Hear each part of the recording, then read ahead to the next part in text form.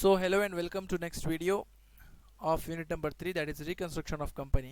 Reconstruction of company का introduction मैंने पिछले वीडियो में दिया. अगर आप लोग डायरेक्टली ये वीडियो देख रहे हैं तो जाके पहले आप लोग इससे पहले का वीडियो देखो, वीडियो नंबर 16 आप लोग देखो. सो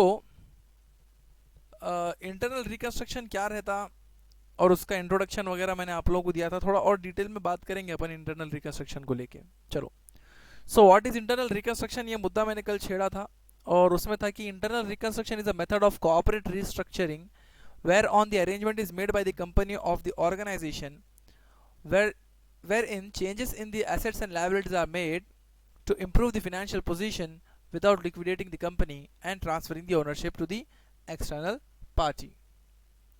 तो समझ में हम लोगों को ये आया था यहाँ पे कि इंटरनल रिकन्स्ट्रक्शन बोलते हैं एक ऐसी प्रोसीजर को, एक ऐसी मेथड है ये जिसके अंदर हम लोग हमारी फाइनेंशियल पोजीशन को इंप्रूव करना चाह रहे हैं, क्योंकि बैलेंस शीट की बहुत हालत खस्ता है, दुकान लगी हुई है बैलेंस शीट की.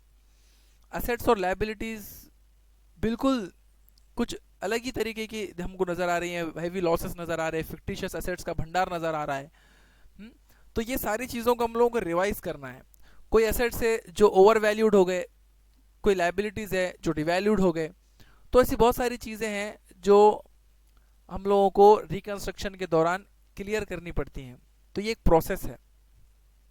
When internal reconstruction of company is necessary, कब जरूरी हो जाता है हम लोगों को रिकंस्ट्रक्शन करना. Internal reconstruction refers to the internal reorganization of the financial structure of a company. Internal reconstruction किसको बोलते हैं? कि इंटरनल रीऑर्गेनाइजेशन करना अपने फाइनेंशियल स्ट्रक्चर का. It is also termed as reorganization which permits the existing company to be continued. देखो, ये एक ऐसा रिकंस्ट्रक्शन है जिसके अंदर एग्जिस्टिंग कंपनी कंटिन्यू कर सकती है. मतलब एक्सटर्नल रिकंस्ट्रक्शन में क्या होता कि एग्जिस्टिंग कंपनी यानी कि जो कंपनी है वो बंद हो जाती है और नई कंपनी एग्जिस्टेंस में आ जाती. लेकिन इंटरनल रिकंस्ट्रक्शन में वैसा नहीं होता. इंटरनल रिकंस्ट्रक्शन में हम खुद हमारे पाँव को, हमारे कदम को इस तरीके से संभाल लेते कि हम खुद ही मूव ऑन कर सकें.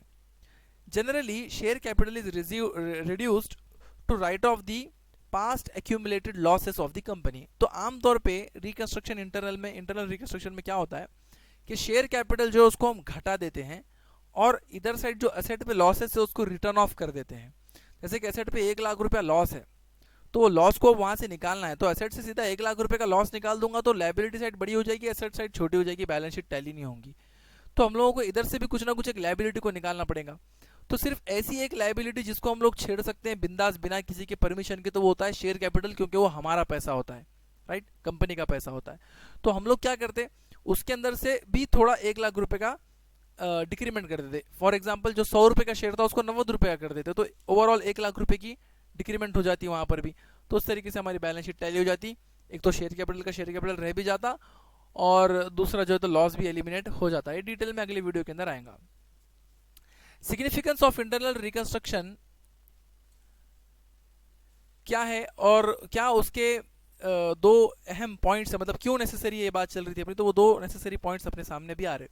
There is an over valuation of assets and under valuation of liabilities.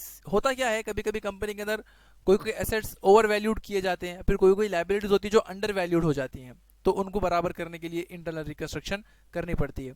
There is a difficulty to meet the financial crisis and there are continuous losses.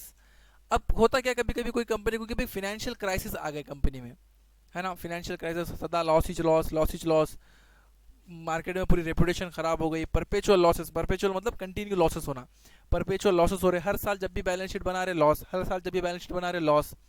तो अगर ऐसा हो रहा है तो आप लोगों को समझ जाना चाहिए कि अब इंटरनल रिकंस्ट्रक्शन करने की ज़रूरत है, दोबारा से कंपनी को शुरू करना है. अब कुछ मेथड से रिकंस्ट्रक्शन करने के, एक है अल्टरेशन ऑफ शेयर कैपिटल में कुछ अल्टरेशन करना, वेरिएशन ऑफ शेयर होल्डर के राइट्स के अंदर कुछ वेरिएशन करना. ये बातें आप लोगों को प्रॉब्लम सॉल्व करते समय आ जाएंगी कुछ. रिडक्शन ऑफ शेयर कैपिटल के अंदर कुछ कमी कर देना. जैसे मैंने अभी एग्जांपल दिया आप लोगों को, 10 रुपए का 100 रुपए का शेयर था उसको 90 रुपया कर दिया, तो ऑटोमेटिकली शेयर कैपिटल क्या होगा, रिड्यूस होगा. शेयर कैपिटल रिड्यूस होगा तो हम यहाँ से जो है लॉस को एलिमिनेट कर सकेंगे एसेट साइड से. ओके, कुछ कॉम्प्रोमाइज करना कुछ चीज़ों को, जैसे कि क्रेडिटर्स को बोलना कि भाई तुम कुछ पैसे कॉम्प्रोमाइज कर दो यार, हमको 1 लाख 1.5 लाख रुपए माफ करके दे दो यार, क्रेडिटर्स को बोलना, या डिबेंचर्स को बोलना यार कुछ पैसे हमको माफ कर दो, इस तरीके से. या फिर कोई अरेंजमेंट करके लेना. या फिर सरेंडर करना शेयर्स को, शेयर सरेंडर्स करना। तो ये सारी बातें, ये सारे मेथड्स हैं रिकंस्ट्रक्शन करने के, इंटरनल रिकंस्ट्रक्शन वगैरह करने के, ये मेथड्स हैं। अब हम लोग आगे अगले वीडियो में देखेंगे, कुछ एग्जांपल लेंगे इंटरनल रिकंस्ट्रक्शन की, बैलेंस शीट वगैरह देख करके डिटेल में आएगा सारी चीज़ें आगे एक एक करके। Okay, so thanks for watching the video. If you have any query, you can WhatsApp me on this number. So take care, bye bye.